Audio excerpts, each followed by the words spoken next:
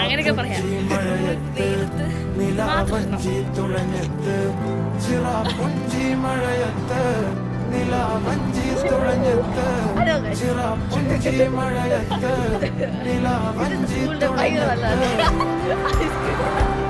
Ice cream ഉണ്ടാകുന്നത് കഴിക്കാതെ നല്ല ചൂട് തൊട്ട് 24 ഡിഗ്രി.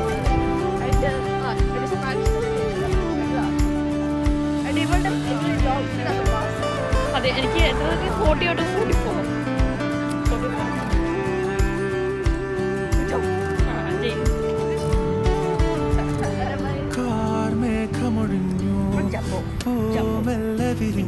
അവളവഴി ഞാൻ ഈ വഴി.